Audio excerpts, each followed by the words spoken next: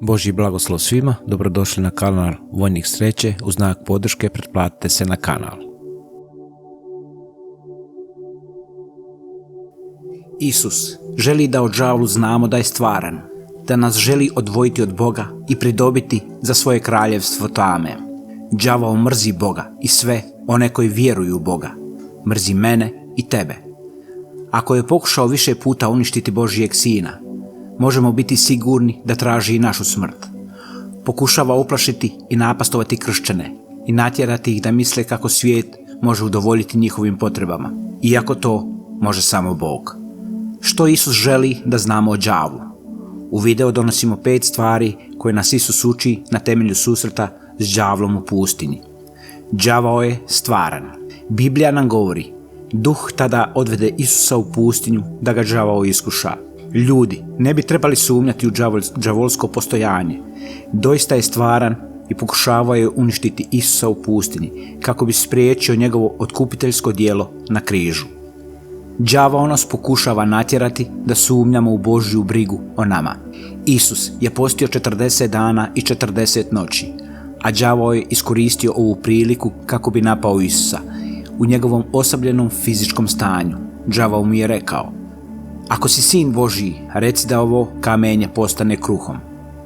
Primijetite prvu riječ koju je đavao upotrijebio, ako. Znao je da je Isus sin Božji. Đavao se nadao da će njegova podrugljivost s Isusovom fizičkom glađu doprijeti do Isusa, ali to se nije dogodilo. Isus je vjerovao da će Otac osigurati sve njegove potrebe. Đavao je odgovorio riječima pisma: pisano je, ne živi čovjek samo u kruhu, nego o svakoj riječi što izlazi iz Božjih usta. Kršćani se također suočavaju s okolnostima u životu u kojima su oslabljeni i podložni đavolskim taktikama.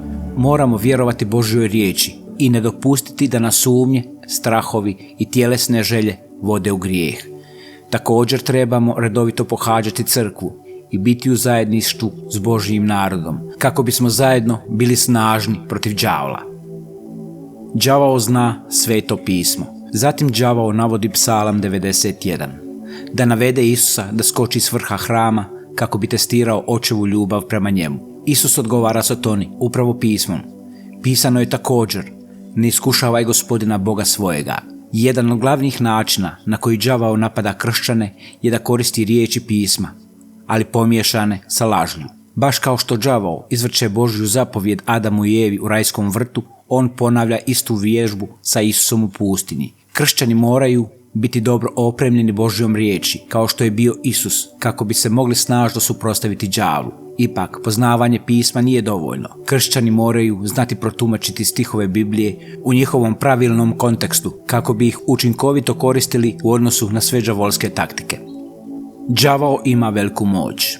Nakon đavlova 2 neuspjela pokušaja da natjera Isusa da mu se pokori, sada iskušava Isusa da odabere svjetovnu vlast. Odveo ga je na vrlo visoku goru i pokazao mu sva kraljevstva svijeta i njihovu slavu i rekao je Isusu: sve ću ti to dati ako mi se niče pokloniš.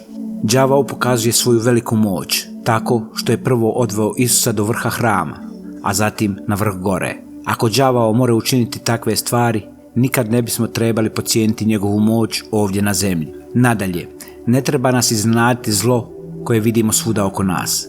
Ipak, đavao može učiniti samo ono što mu Bog dopušta. Isus ima vlast nad đavlom.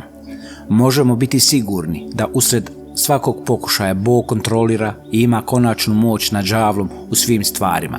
Tada mu reče Isus: odlazi Sotonu, ta pisano je, Gospodinu Bogu svom se klanjaj i njemu jedinom služi. Isus je morao proći test koji Adam nije uspio proći u rajskom vrtu. Odbio je vjerovati đavlovim lažima i umjesto toga pokoravao se svome ocu. Isus je bio u iskušenju, ali nije sagriješio. Đavao ima moć, ali Isus ima konačnu moć nad svim stvorenjima.